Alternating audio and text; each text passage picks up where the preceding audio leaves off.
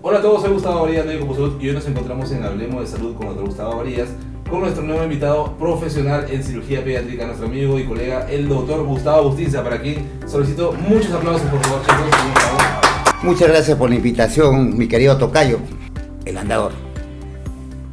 Entonces, tengo un niño de 8 meses, 9 meses, ese niño todavía no está en edad de caminar. Peor error que comete, en casa primero, no hay que darle antiespasmódicos, porque enmascaramos el dolor. Envenénate tú, pero no me los envenenes a tus hijos.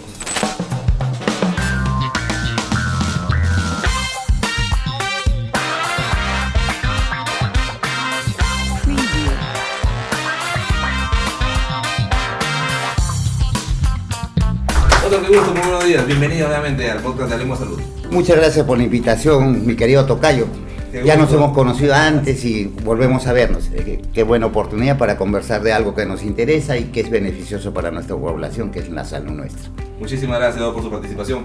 El tema de hoy vamos a hablar con respecto al tema de la cirugía pediátrica, las experiencias, todos los casos atendidos y sobre todo la labor que realiza el doctor Gustavo Bustinza a diario, no solamente en el Hospital Sergio Bernales de Comas, Coyique, ¿cierto? Sino sí, también en su consultorio privado. Así es. Doc, usted es arequipeño de nacimiento. Soy arequipeño de nacimiento, Neto Lonco. ¿Y cuándo se animó a venir a Lima? Bueno, es una historia corta. O sea, yo estudié en la Universidad Nacional de San Agustín, en Arequipa. Entonces, ahí teníamos la posibilidad de ser internado, pero yo quería un poco abrir los horizontes y ver cómo estamos compitiendo. En ese tiempo que estaba San Marcos, Cayetano, San Martín, la UNT de Trujillo y Villarreal. No había más facultad de medicina como ahora. No estaba la de Cayetano. No, Cayetano sí. Antes estaba Cayetano ya. Claro, estaba Cayetano.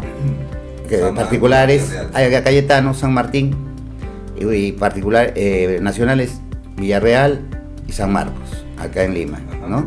Entonces dije, a ver cómo está el nivel de mi universidad, cómo es provincia y todo. Claro. Entonces había la posibilidad y teníamos unas plazas de internado para algunos, que eran el quinto superior, y pocos nos vinimos a Lima a hacer el internado. Y bueno, después ya regresé a Arequipa, pasé al Serum, me fui al Serum a hacer Ancash. Sí, por Siguas. ¿Qué tal la experiencia? No, muy bonita. Bonito clima, ¿verdad? Sí, me casé ahí. ¿Se casé? Muy bien. Mi primer hijo nació allá y es otro, bueno, he regresado por ahí. Ajá. En estos años antes de la pandemia, pero ya está cambiado. Sí. Porque en el tiempo que yo estuve me movilizaba más a caballo o a pie. La ruta. ¿Es la experiencia de todos en un Sí, sitio? Ahora hay internet, está muy bien. Entonces, el progreso, como siempre, es bueno, ¿no? Y también el progreso en la ciencia, ¿no? En la medicina. Bueno, y entonces hice mi serum, regresé, me volví a trabajar en Ancash cierto tiempo más, hasta que hice la especialidad. Como la especialidad hice acá, ya me acostumbré y me quedé en Lima. El Hospital Nacional, el Instituto Nacional del Niño de Breña. Sí, ahí hice la especialidad. Los 3 años de mi residentado médico en el Instituto Nacional de Salud del Niño de Breña, porque ahora hay el de San Borja, en ese tiempo no había el de San Borja. Tengo muy buenos recuerdos y muy buenos maestros que me han tocado conocer. Y que seguimos impartiendo esta educación, la formación sobre todo. Y hoy por hoy, doctor, usted se encuentra actualmente trabajando en el hospital Sergio Bernales, que queda más conocido con el hospital de Coyique, pero en realidad el nombre es Sergio Bernales, que queda en Comas. Sí, es que también me es más cómodo para mí porque, bueno, vivo en Retablo. Ahora que, donde era el aeroclub, que es los condominios, claro. Antes, en una casa. Pero esas zonas están bastante pobladas, hay bastante público. Sí, y ahora con el tráfico de Lima, yo prefiero transitar en el cono norte. Y hay bastante gente. Es para nosotros bastante importante conocer a nuestro médico para poder hablar mucho más con respecto al tema de su especialidad. Y tenemos muchas preguntas del público que vamos a tocar a posterior, pero vamos a pasar a un bloque 2, Doc, en la cual vamos a conversar con respecto al tema de las experiencias, las enfermedades más frecuentes, entre otras características. Estamos con el doctor Gustavo Bustinza en Hablemos Salud. Aprovecha la preventa de este Black Friday, este viernes 24 de noviembre, con las ofertas que GBR tiene para ti. Contamos con cursos, packs, membresías y todo para impulsar tu desarrollo en el mundo laboral a nivel competitivo. ¿Qué esperas para adquirir nuestros cursos, aprovechar este Black Friday y formar parte de la familia GBR?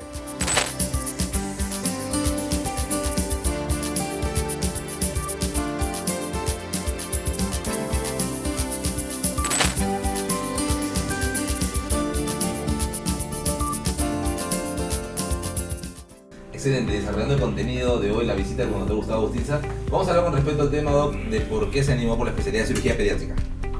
Bueno, siempre me gustaba los niños y cuando yo atiendo de noche en mi consultorio es muy raro, porque es en mi casa, ¿no? Y cuando es madrugada, digo, yo lo hago por una razón. Cuando yo tenía 1 año, me salvó la vida un pediatra. Pero es una historia bonita, que después fue mi profesor. Ahora creo que ya falleció, el doctor Dadín Muñoz. Pero ese tiempo él no podía ejercer.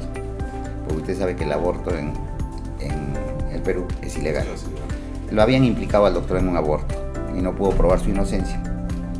Y mi papá lo conoció en el penal de Arequipa. Mi papá es retirado de la policía. Y bueno, no tenía a quién acudir. Él ya estaba libre, pero estaba impedido de ejercer medicina. Pero él me salvó. Entonces, él era pediatra y yo quería ser pediatra, pero también me gustaba la cirugía. Entonces, cuando encontré la opción de la cirugía pediátrica, que tú ves niños y operas niños, fue para mí el complemento ideal. Sumó la pediatría, el sueño de ser pediatra, pero le sumó la adrenalina, Doc. La adrenalina, claro.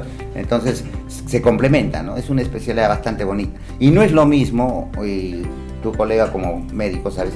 No es lo mismo la patología en un adulto que en un niño. O sea, un niño es totalmente diferente, o sea, incluso para operarlo. Entonces, es diferente, porque a veces las personas pueden pensar, no, que es lo mismo una apendicitis en el niño que en el adulto, que es lo mismo. No es lo mismo, ni el comportamiento es lo mismo. Entonces, es un tema bonito, que todavía falta mucho por mejorar acá en Perú. Hay muchas deficiencias, pero también hay muchos beneficios sí, para uno como especialista, ¿verdad? Sí. En lo público y en lo privado. Sí, o sea, sobre todo, mira, como médico a veces nosotros no es la satisfacción del dinero, sino a veces la satisfacción de un gracias, unas sonrisas. A mí me gusta más que el gracias, el que me digan que Dios te bendiga. Te bendiga. Eso llena bastante todo, ¿verdad? Mucho. Excelente. De otra forma, estamos muy contentos de poder contar hoy con usted porque tenemos mucho público y que siempre pregunta por sus hijos, siempre pregunta por las enfermedades más frecuentes, en este caso asistidas por cirugía pediátrica. Pero todos los que somos padres lo entendemos, porque a veces uno no se preocupa por uno, ¿me entiendes? O sea, me duele la cabeza, ya se me pasará, o que estoy resaqueado, o me duele el estómago, no, me ha caído algo mal. Pero si es un hijo, al toque vas a correr al médico, ahí sí te preocupas. Entonces eso es común y me ha pasado en todo sitio que he estado, o cuando he tenido la oportunidad de conversar en radio o en otro canal de televisión, que siempre preguntan porque los hijos son los que más nos preocupan, a los que somos padres, ¿no? Y muchas veces evaluamos probablemente una urgencia o una emergencia de un pediátrico por un dolor abdominal y no necesariamente es apéndice, aunque es muy frecuente esta cirugía, Doc. Claro, hay que distinguir, sí. Entonces, nosotros entre los médicos, los pediatras, distinguimos el dolor médico y el dolor quirúrgico, ¿no? En el dolor abdominal. Correcto. Muchas veces no es apendicitis, entonces, pero ¿quién es el que va a decidir, quién va a evaluar que eso no es apendicitis? Lo va a ver un médico. Entonces, siempre decimos, el diagnóstico de la apendicitis es eminentemente clínico, ya, porque a veces tu paciente dice, no, doctor, no estoy seguro, una ecografía. Pero lo auxiliar ya. Lo auxiliar, ¿no? Que un examen, ya. Un hemograma no te va a decir es apendicitis, puedes encontrar una leucocitosis, una desviación izquierda, que los pacientes que nos están escuchando no van a entender, es un aumento de leucocitos, que no siempre se da, es más frecuente que en una peritonitis. No siempre en los síntomas va a haber fiebre, la fiebre es cuando ya está complicada. Y la ecografía, ya, porque el paciente insiste, ¿no? Claro, confirmar. No, que en el hospital o en la parte privada. Y sobre todo más en la parte privada porque está pagando su dinero. Entonces dicen, no, doctor, una ecografía. Pero la ecografía no es el gol estándar para diagnosticar una apendicitis. Y se equivoca para que el paciente entienda que nosotros decimos especificidad y sensibilidad en cualquier prueba. Entonces, es decir, el margen de error es del 40%. Es decir, de 100 ecografías, de 100 ecografías que tomo, son apendicitis, 40 van a decir que no son y realmente son apendicitis. Así es. Y complicadas todavía. Sí, hay un margen de error. Entonces, no hay una tomografía nos va a diagnosticar mejor, pero la tomografía no está al alcance de todos los bolsillos. Es un poco más cara. Entonces, evaluamos el dolor abdominal, ¿no? Generalmente en apendicitis el dolor abdominal comienza en epigastrio, o sea, lo que es en la boca del estómago, lo que le dice la gente. y con el pasar de las horas todo se va ubicando a la fosa ilíaca derecha, que es acá. Sí, el niño no quiere comer, no tomó desayuno, no quiere almorzar, se siente pesado, se agarra, comienza a vomitar. Entonces, si ustedes notan esas cosas, el peor error que cometen, y esto lo digo porque para que no lo cometan, porque el peor error que cometen, en casa primero, no que le doy una buscapina, que le doy un Plidam, no hay que darle antiespasmódicos, porque enmascaramos el dolor, es decir, lo maquillamos, lo tapamos con una sábana. Le pasa por un ratito el dolor. Le pasa y después continúa la inflamación por ahí. Entonces, y con los días, porque son las horas, 24 o 72 horas, o sea, menos de 3 días se convierte en una peritonitis, que ya es la complicación. ¿Y por qué? Comentábamos fuera de cámaras contigo, colega, que por qué llegan complicados al hospital la mayoría, porque cometemos el error de automedicar a nuestros hijos o de ir a una farmacia y decir que tienen dolores, dele esto. Y cuando llegan al hospital, ¿qué le dio? Le dio una pastilla que no sabe ni el nombre. Entonces, esos errores no debemos cometerlos, porque automedicarnos es malo. Ya. Entonces, eso es la parte de apendicitis. Pero la mayoría a veces son un dolor cólico por una diarrea. Incluso, menores de 6 años, existe una patología que no es quirúrgica, pero causa dolor. Y es un dolor como la apendicitis, que algunas veces se han operado como si fuera apendicitis y encuentras los ganglios inflamados de los intestinos, que eso se llama adenitis mesentérica. Ojo, solo sucede en menores de 6 años y generalmente después de una infección respiratoria aguda, de un resfrío, una faringitis, una amigdalitis. Una semana después comienzan con el dolor, a no querer comer, y es una adenitis mesentérica. Entonces es importante que el médico evalúe, porque puede ser un cólico por una diarrea, una gastroenteritis, una adenitis mesentérica, una apendicitis. O sea, como cirujanos decimos que el abdomen es una caja de Pandora. Porque no saben la historia de la caja de Pandora, pueden averiguarla, ahora googlearla. Importantísimo, Doc. Como usted lo menciona muchas veces, como país subdesarrollado, el Perú tiene mucho déficit en el tema de salud, en el tema de cultura sobre todo, y prevención. Por ello, cuando los cuadros ya llegan complicados, es ahí donde entramos a pelear con la cirugía pediátrica, y los casos muchas veces se tornan con peritonitis. Claro, cuando uno entra ya cuando es peritonitis, las peritonitis se pueden complicar posteriormente, ¿no? Las complicaciones de operar una peritonitis, a pesar de que uno lave cavidad de Hedrenes y todo, una de las primeras complicaciones es, bueno, la más sencilla que se trata, una infección del sitio operatorio, se dice ahora, porque antes decía infección de herida operatoria. Y la otra complicación, que es un poquito más posterior, que puede pasar en días, semanas, meses, o incluso nos ha pasado en años que han vuelto al hospital, que es una obstrucción intestinal por bridas y adherencias. Para que me entienda un poco el público que nos está viendo, bridas y adherencias es como el intestino es como una manguera que está enrolladita ahí y que va pasando el alimento, el agua. Pero cuando ya hay una operación, una peritonitis o una operación, una cirugía previa de abdomen, puede haber una inflamación que haga que se pegue el intestino o se doble. Y si eso ocurre, el paciente va a tener dolor, va a comer, se va a hinchar, va a comenzar a vomitar, no va a poder hacer su caquita. Eso es una obstrucción intestinal y que muchas veces, como complicación, tenemos que volver a operar y a veces hacer una colostomía, que no se quiere. Claro. Y hay que explicarle bien a la familia que muchas veces es necesario, claro, que no es parte de la cirugía, es complicación. Es parte de la cirugía, claro, pero complicación tardía. Entonces, claro, sí, porque a veces si no tenemos una buena relación y una empatía, no digo, porque no me gusta esa palabra mucho a mí, porque nadie puede ponerse en los zapatos del otro, pero si no tenemos una relación buena entre médico y paciente, a veces no vamos a dejarnos explicar, entonces hay que dejarnos entender. Cuando están con peritonitis, lo primero que le dice el paciente o el familiar: doctor, ¿cuándo le dan de alta? No, le digo, primero preocúpese, acá tiene que irse caminando, comiendo, sin fiebre y bien. Pues no se preocupe si mañana o pasado, depende cómo está. Generalmente las peritonitis o las apendicitis complicadas las dejamos mínimo 5 días o hasta 7. Entonces, y explicándole qué puede pasar. ¿Por qué acá en el Perú? Bueno, pues un poco por nuestra falta de cultura. Porque si digo la palabra ignorante, a veces la gente la toma mal, pero yo no ignoro muchas cosas. Claro. No puedo, mi auto, o cuando tenía, porque no tengo ahora, tenía que llevarlo a un mecánico, porque yo ignoro de motores. Entonces, igual. Entonces, por un poco de ignorancia, nuestra falta de cultura, si no le explicaron, ¿qué dicen entre ellos? No, lo operó mal ese doctor. Y nos ha pasado. Y eso no es así.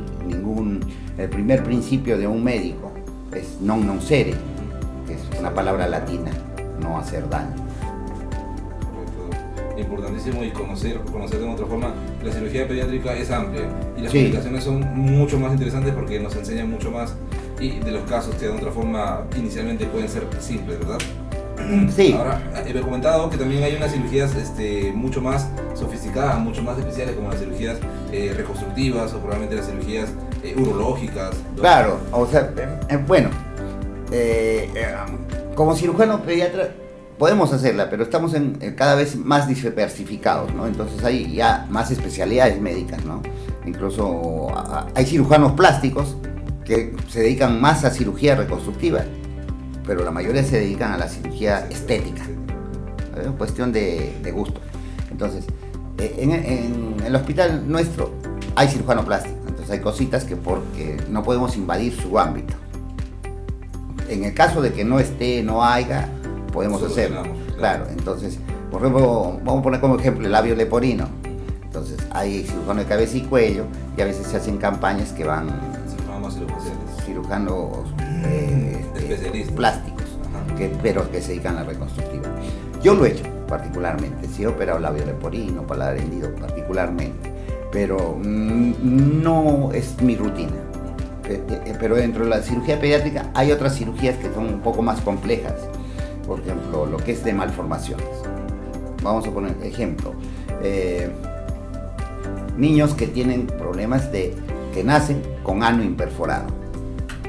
O sea, ese niño no hace caquita porque no hay ano, no hay potito. Correcto. Entonces hay ya clasificación en eso. Entonces, ¿qué tenemos que hacer con ese niño? Ese niño no puede estar sin desfogar, sin hacer caquita. Hay que hacerle el ano. En algunas veces de frente, cuando es una malformación anorrectal baja, lo podemos hacer de inmediato, antes de las 24 horas de vida. Pero cuando ya es otro tipo de malformación anorrectal, hay que hacerle una colostomía y por lo menos después 2 operaciones posteriores. Entonces, eso es diferente. Otro tipo de patologías, malformaciones congénitas, una gastroquisis. Claro, una gastroquisis, un onfalocele, y así, pero para todo eso estamos preparados. Pero hay ya cosas que ya no vamos haciendo, en las urológicas hacemos criptoquídeas, circuncisiones, pero cuando hay urólogo también pueden la opción de que el urólogo, ¿no? Por ejemplo, un hipospadias, que es un poquito más complejo ya que hacer una circuncisión. Más reconstructivo, ¿verdad? Un hipospadias. Excelente. Me pasó un casito a propósito, buenazo. Cuéntenos, Doc, que es importantísimo conocer. Sí, me pasó un casito. Bueno, pues entienden, la hipospadia es cuando el meato del pene en un varoncito no está donde debe estar en la corona del glande, sino está ventralmente, más abajo o más atrás. Entonces pasó cuando yo estaba en ICA, trabajé 2 años con Solidaridad, 2 años en ICA, me llega un pacientito. Su partida de nacimiento estaba como mujer. Y la mamá me dice, pero no veo. Entonces cuando le examino, lo que parecía labios mayores, era sus escrotos. Y lo que parecía un clítoris era un penecito, pero que tenía el meato más abajo, era una hipospadia compleja. Una vagina. Claro, cuando nació les pareció a los médicos que la atendieron una vagina y ya tenía como 3 meses la criatura y estaba sentada como mujer, siendo hombre. Entonces le digo, mira, si tenemos la duda, y siempre me acuerdo de esto, había urólogo, como mencionaste, los casos urológicos, y le digo, vamos a consultarlo con el urólogo, y estuvimos de acuerdo. Le digo, vete al niño, todo, poner una señora pobre que te ayude a manipular algo, porque esto se puede corregir, pero es cirugía para corregirlo. Y era varón, y lo habían asentado como hombrecito. Muy No, era varón y lo habían asentado en su partida como mujer. Entonces ya después tenían que corregirlo. Excelente, doctor. Nosotros de otra forma quedamos bastante sorprendidos muchas veces que frente a probables diagnósticos encontramos otras características, ¿verdad? Y otros diagnósticos ya, claro, con la especialidad de cirugía pediátrica. Sí. No, a veces, por ejemplo, como digo, hasta la ecografía se equivoca, ¿no? Hay unos tumores benignos muy frecuentes que son los pilomatrixomas, el epitelioma cálcico o epitelioma de Malpey, que te consultan porque tiene un tumorcito generalmente detrás de la oreja, en la cabecita o en los brazos, que es durito, como una piedrita. Le han hecho la ecografía y en la ecografía le dicen lipoma, quiste. Un nódulo. Sí, pero yo le digo, es un pilomatrixoma y después cuando sale la patología se convence. ¿Y esos procedimientos son ambulatorios, doctor? Esos sí son ambulatorios. Igual las frenuloctomías son ambulatorias. Una hernia también es ambulatoria, una hernia inguinal, una hernia umbilical ambulatoria. Y siempre son programadas. Sí. Pero no necesariamente Sí, tiene que ser claro. de emergencia. Claro, o sea, porque la cirugía siempre conlleva un riesgo y eso es lo que le preocupa al paciente o a los papás o a los familiares, el riesgo. Entonces, nosotros como médicos evitamos el riesgo con los exámenes para saber cómo está su hemoglobina y con su riesgo del corazoncito, porque el anestesiólogo también va a pedir. Entonces, si tú programas la cirugía, lo vas a programar cuando el niño está bien sanito, no tenga resfrío, no tenga ninguna enfermedad. Pero cuando es una emergencia no importa que esté resfriado porque hay que entrarle. Entonces, sí, la programada es Cuidados sí, al 100%. es seleccionada, ¿no? Entonces, Seleccionada. incluso el paciente elige el turno del médico que lo quiere operar, ¿no? Porque en el hospital no es uno solo. Entonces, no, tu doctor está de vacaciones, por un ejemplo. Vuelve tal día, entonces regreso porque todos los exámenes no se van a vencer. Pero una emergencia tenemos que hacer el que está de guardia. Queremos que el público conozca nuestras redes sociales. ¿Cómo nos encontramos en Facebook? Como Gustavo Agustín Sazales. Muy bien, y estamos subiendo videos de TikTok, subiendo videos de Instagram para más información de todo su público, doctor, todos aquellos que... Sí, yo recién hice mi TikTok, pero tengo 2 Es videitos. un mundo esto de la red, pero ¿verdad? sí, no, yo no lo entendía, no lo manejo. Entonces, pero todo se aprende. Claro, ¿no? ahora hoy por hoy todo es sofisticado y este tema digital ayuda bastante, ¿no? Sí, El alcance. para la comunicación, Ah. y todo, sí. Tenemos sí. todo un público ahí que nos ve en el video, doc. Sí, yo nunca he estado en contra de la tecnología y me acuerdo cuando estudiaba, bueno, tengo 51 años, pero Estamos jóvenes, no, ¿no? sí, pero no había el internet. Entonces, cuando hubo el internet, mandabas a pedir para investigar una revista y nos demoraba 3-4 días en la universidad y nos mandaban una planillera así de hojas. Ahora lo tenemos en el teléfono. Todo lo tenemos en el teléfono, ¿no? Entonces la información está al alcance de la mano y eso es bueno.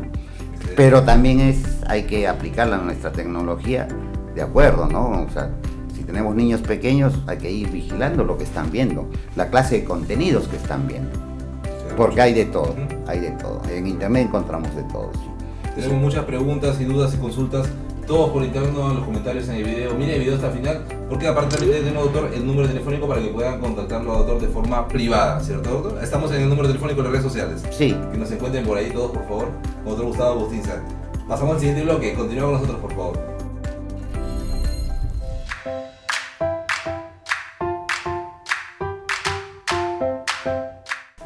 Todos nos preguntan por interno y a través de nuestras redes sociales cuál es el caso que más nos marcó durante la especialidad, durante la formación, hasta la actualidad, doc. Bueno. Los nombres no recuerdo, pero sí se recuerdan las anécdotas y las cosas. Más que todo buenas, ¿no? Una mala que no recuerdo. Uno de ellos es que conversamos en interno. Cuando yo recién salí de la especialidad y uno de los primeros trabajos que tuve fue en la clínica San Vicente. Correcto. Y tú cuando sales de la especialidad todavía estás temeroso, porque no tienes ni la experiencia, Faltaron casos todavía que aprender. ni la práctica, pues, ¿no? Todavía ya sales, como se dice, al ruedo, porque durante la formación tienes a los maestros que te están guiando para que no hagas algo mal. Entonces me pasó que en una guardia en la clínica San Vicente traen a un niño en un accidente. 8 años tenía este muchachito. O sea, él estaba jugando y un camión retrocedió y siempre hay un punto ciego. Sí. No lo vio y lo aplastó contra el station wagon que estaba atrás. El golpe había sido acá. Entonces lo veo pálido, le mando una tomografía y había sangrado. la tomografía de la clínica no tenía buena resolución. Correcto. Era antigua. Entonces, el tío llega, porque yo le digo, no, está sangrando, hay que operarlo, que le pedí sangre, todo, prepararlo, pasarle a operaciones, todo, está sangrado, puede ser el vaso o el hígado, pero no puedo determinarlo por esta tomografía. Habría que abrirlo, ¿no? Llegó el tío, era médico, ecografista, por eso me acuerdo muy claro de este casito. Y me dice, doctor, ¿cómo operarlo? Que hay que hacerle más exámenes. Doctor, le digo, usted me dice que es radiólogo, es ecografista, pero la tomografía, mire, hay un sangrado. Entonces, si hay un sangrado y el chico está pálido, y la hemoglobina que le hicimos está en tanto, no recuerdo, mentiría si digo un número. Así que es la única opción. Entramos a operar y el vaso estaba sangrando. Estaba hecho tiras el vaso. El hígado menos mal bien. Sacan la sangre y todo. Bueno, hicimos la esplenectomía. Después sus vacunas. Pero antes de operarlo, el papá, la mamá. No, ¿cómo vas a hacer eso? Que como lo va a matar, que esto que queremos llevarlo a otra clínica, todo. Bueno, pueden llevarlo, pero no va a llegar, se va a morir. Bueno. Y la satisfacción es que después, al día siguiente, a los 2 días, los papás bajaron al consultorio de la clínica a agradecer. Bueno, este muchacho ya debe tener 20 años, más o menos. Pero yo lo conocí de 6, 7 años, porque después atendía a sus hermanos menores, a la que nació. De ahí hasta hace 4, 5 años todavía veías a su familia. Pues ya como van creciendo ya se van olvidando. Entonces te marcas, son cosas bonitas que pasan. Nos ayuda a crecer como profesionales y nos ayuda a posicionar el nombre. Sí, sí. Claro, no, yo es una de las cosas, como digo, yo recién había salido de la especialidad y estaba recién desarrollándome solo. La confianza, ¿verdad? Lo más importante es la confianza. Así es. Y el cariño del público que se manifiesta con resultados, Doc, y qué bonita experiencia. Pero para nosotros es muy importante siempre detallarle al público que la especialidad de cirugía pediátrica es muy amplia, es de todo tipo de cirugía. Y de otra forma, ¿qué es lo que nos pide un paciente para conocer con respecto al tema de una probable cirugía que debe llevar su hijo? Signos y síntomas más frecuentes, Doc. Ya, por ejemplo, en las cirugías de emergencia, como dije, lo más frecuente es la apendicitis. Pues la apendicitis da cualquier edad, desde un niño pequeño hasta un anciano. Otra que es una emergencia es en grupo etario, por ejemplo, niños de 9 a 1 año, 2 meses, una invaginación intestinal.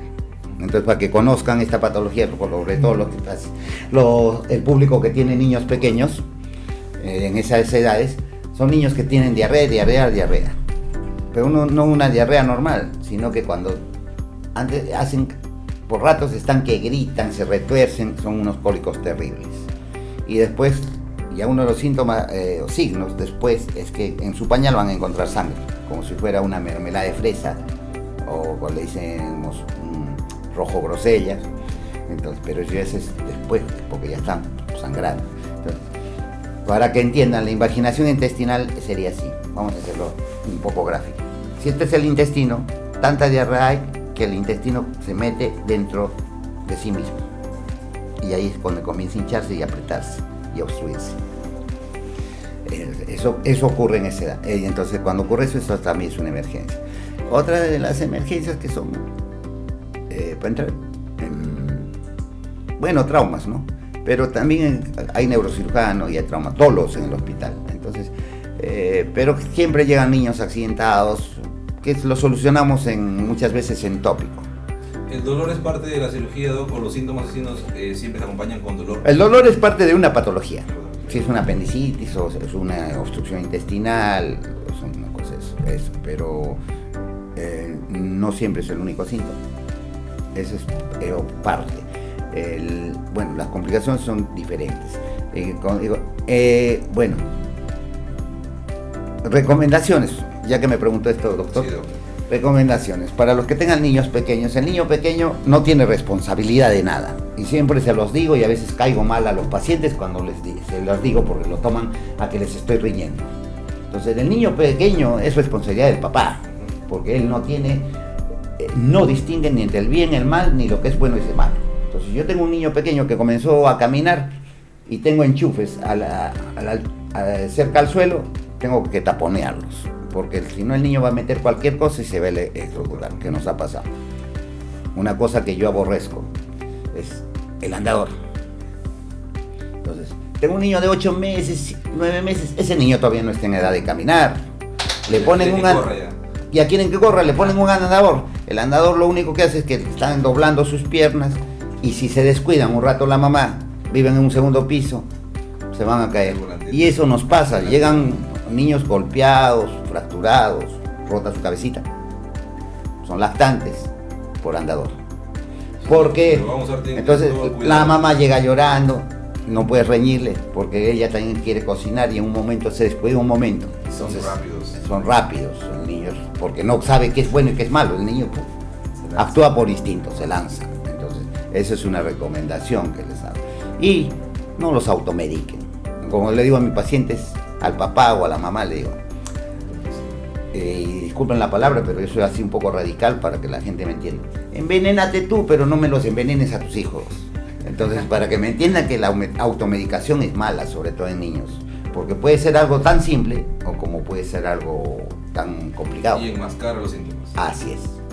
Muchísimas gracias, doctor Gustavo Bustinza. Para todos aquellos que se encuentran en nuestras redes sociales mirando el video hasta el final, síganos pues en nuestras redes sociales como Dr. Gustavo Bustinza, ¿verdad? En Facebook. Gustavo Bustinza Salas. Gustavo Bustinza, ¿verdad? Para todos tengan mucha más información, continúa con nosotros en Hablemos Salud. Nuevamente agradecemos el auspicio de GBR Group por estar con nosotros en Hablemos Salud con Gustavo Arias y hoy con nuestro invitado el doctor Gustavo Bustinza. Doctor, GBR Group es una holding que auspicia este programa y de otra forma queremos agradecer específicamente a Restaurante Ingá, Gastronomía Lambayecana, en todo Lambayeque, previa coordinación a través de sus redes sociales, asimismo Oxígeno Sarita, Gases Industriales y Medicinales. Asimismo GBR Group, Peruvian Engineers, que son ingenieros, construcción e inmobiliaria. Finalmente a Salud Médicos a domicilio, donde cuidamos tu salud las 24 horas del día en todo Lima.